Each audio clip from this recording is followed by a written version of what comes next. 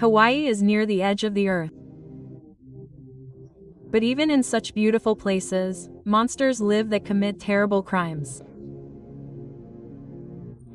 27-year-old Charlie Scott was 5 months pregnant. This was the girl's first pregnancy.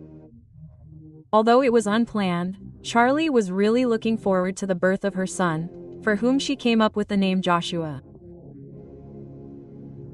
She had a difficult relationship with the child's father, Stephen Capobianco. 24-year-old Stephen insisted on terminating the pregnancy. He did not want a child, but the girl refused, and because of this, he got angry and left her. Charlie decided that she would raise the child alone. She did not pressure Stephen to marry her and help raise their son. Charlie's family and friends supported her desire to become a mother and promised to help her. Charlie was pleased that her loved ones supported her, but she wanted to provide for herself and the child on her own. The girl dreamed of opening her own beauty salon for animals and trained as a groomer. Charlie loved animals very much. She lived on the island of Maui, Hawaii, and had 2 dogs. The last time Charlie's mother Kimberlyn saw her was on the evening of February 9, 2014, at Charlie's sister Brooke's birthday party. But the next day, Charlie didn't show up to see her mother as they had agreed. Kimberlyn became worried. She started calling and texting her, but she didn't answer.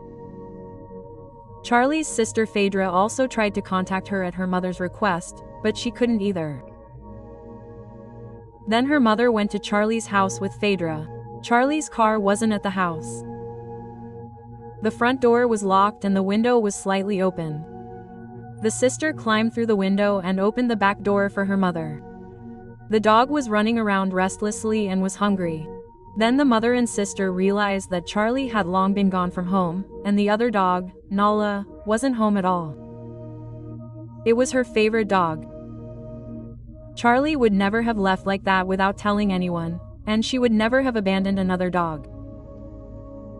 It was strange. Kimberlyn and Phaedra searched the entire house, but they didn't find Charlie. There were no clues as to where she could have gone. Her mother called her close friend Adam Gimes and asked if he knew where she was. Adam had not seen the girl for a long time and did not know where she could be. The mother and sister were very worried about her disappearance, especially since she was pregnant. They called the police. The police were sure that Charlie was okay. Her car was gone. She had simply gone somewhere and was now sitting somewhere with friends. She had lost track of time, and her phone was dead.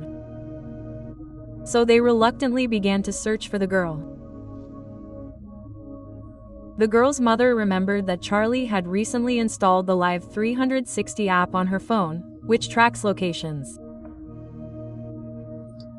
They tracked the girl's location, and it turned out to be the infamous dangerous Hana Highway. Moreover, the location had not changed since the previous evening. This means that the girl had already been there for more than a day. The place was in the middle of nowhere, about 30 miles away. His mother and sister didn't understand how Charlie could be there in the evening and were afraid that Charlie could have been in an accident. They reported it to the police and they said that they would start searching the road in the morning at dawn. Hana High is a narrow winding mountain road that goes over 59 bridges. Most of them are single lane. There are many cliffs and over 600 sharp turns on the road. All of them go through dense tropical forests. Accidents often happen here. When the morning came, Kimberly and Phaedra arrived there to look for Charlie, and the police were not there yet. Charlie's mother was sure that Stephen had something to do with it. Her daughter would not have gone there just like that in the evening. Kimberly was always against this guy. Stephen was 4 years younger than Charlie and was always very arrogant and stuck up. They met in 2009 and lived together for 2 years, but Stephen hid their relationship the entire time.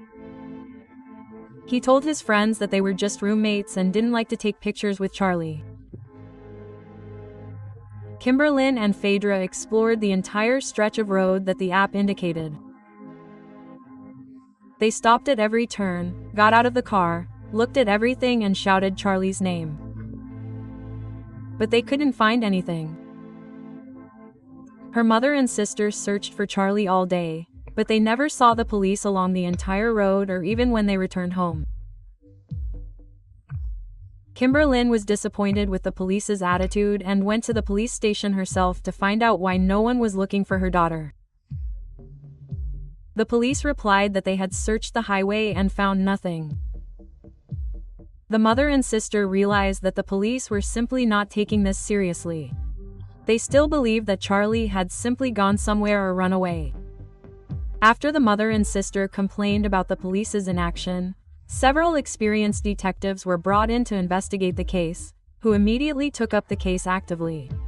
They started with Charlie Stevens' boyfriend and questioned him. He said he saw his ex-girlfriend after she disappeared. Stevie said his car broke down on the highway and he called Charlie and asked her for help.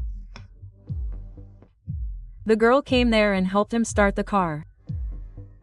They drove back to town. The girl followed him. Then he got distracted and when he looked, he didn't see her headlights in the rearview mirror.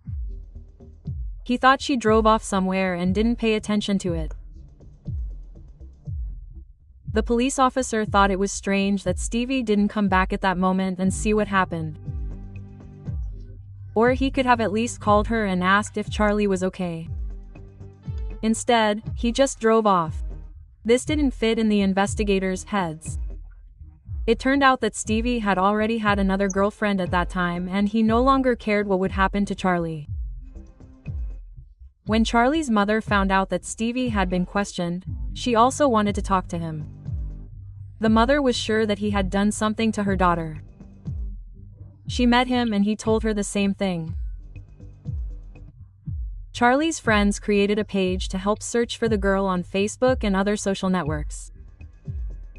With the help of social networks, they managed to find the dog of the missing girl, Nala, who was not at home. The dog was found 13 miles from the place indicated by the application. Moreover, the dog's paw pads were not damaged, which means that she did not travel a long way. This was strange. The search area on the highway was huge, more than 22 miles long and 2 miles wide.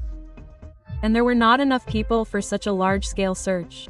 In addition, tropical forests are dangerous. Kimberlyn's mother with her sister and Charlie's friend Adam gathered a group of several hundred volunteers ready for such a difficult and dangerous search from all over Maui. They not only gathered people, but also organized the search process itself and participated in the search themselves along with the dog. The islanders rallied. Everyone wanted to help return the pregnant girl home. 3 days after Charlie's disappearance, one of the volunteers found her car.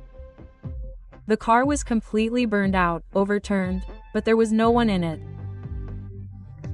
The car was found 20 miles from the location shown by the app, in the area where stolen cars are often found. They are cleaned out and thrown off a cliff. But there was no trace of Charlie. The investigation suggested that Charlie got out of the car before her car could be stolen. Soon after the girl's disappearance, her apartment was robbed. Someone took advantage of the situation and stole valuables. They were later found in the house of her landlord. He claimed that he did nothing wrong. All her things were taken, and he had to pay $3,000 for the theft. The search for the girl continued. They looked for her mainly along the road, and the tropical forests were not explored. Her mother and sister themselves went to search deep into the jungle where the app indicated. Along the way, they found a disc with the inscription Twilight. This disc was kept in Charlie's car. That's when they realized they were heading in the right direction. Next, they found a maternity shirt and skirt that Charlie was wearing. The skirt had over 20 knife cuts in the stomach area. It looked like someone had been slashing her in a fit of rage in the area of her pregnant belly because of the baby. The baby was the target of the attack. Someone really didn't want it to be born. Next, her blanket was found in the creek. There were blood stains on the corner of the blanket.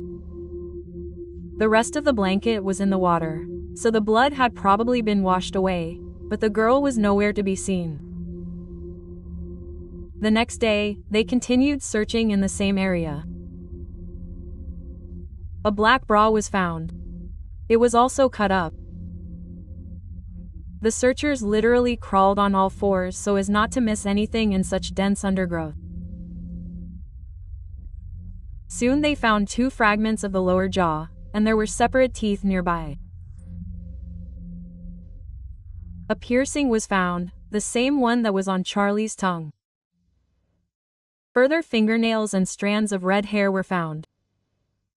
There were 22 cuts on the calcaneus. DNA tests and dental records showed that all of this belonged to Charlie. The case was reclassified as a murder. The police and Charlie's loved ones knew that someone had brutally dealt with her. Stephen was the prime suspect at the time. He was the last one to see the girl, and he had a motive. He did not want this child.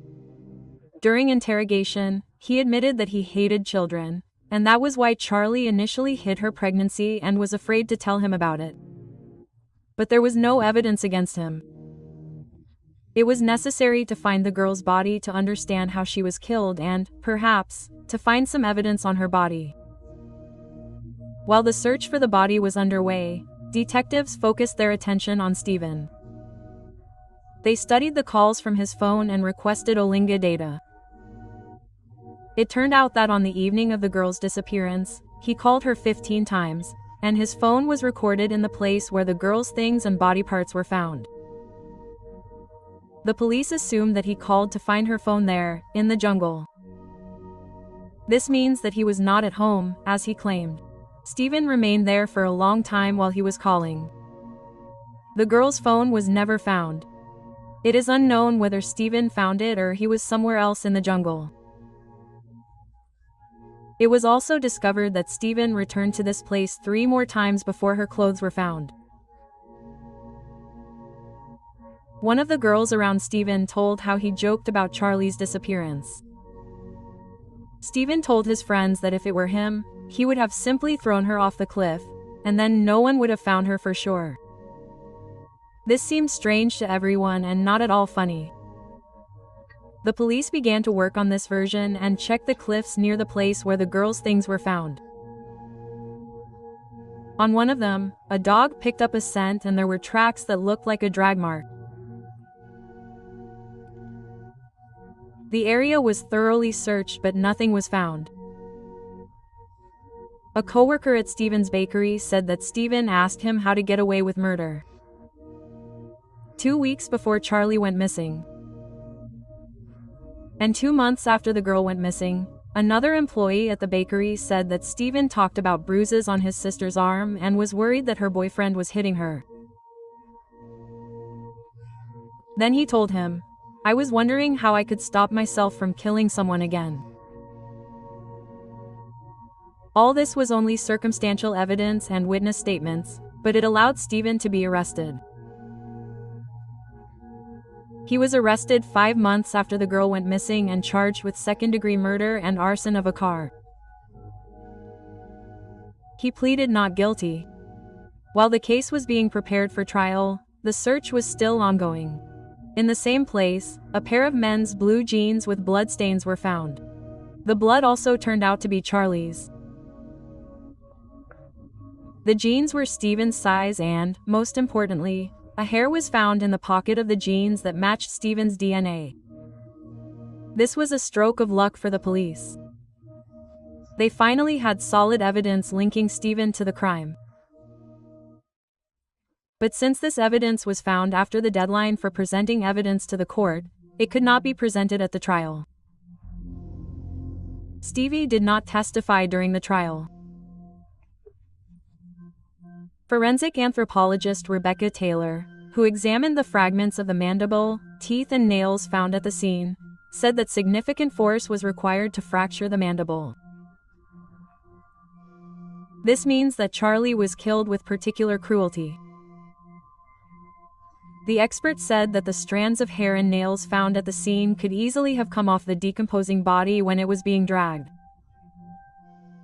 Apparently, the body was not hidden immediately, but later. Charlie's relatives and friends asked Stephen at the trial to say where Charlie's body was located, but he did not answer.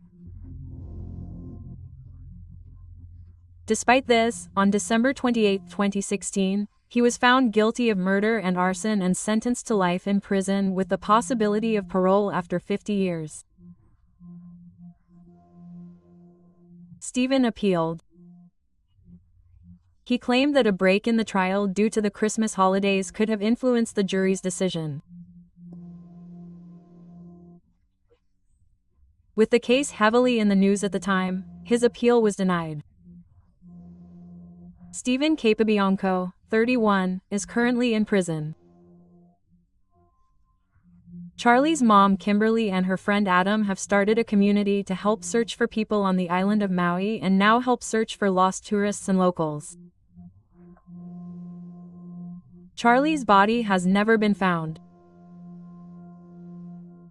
If you enjoyed this video, please like, subscribe to the channel, and click the bell icon so you don't miss new videos. Thanks everyone for watching. See you in the comments to discuss this story. Thanks everyone and bye.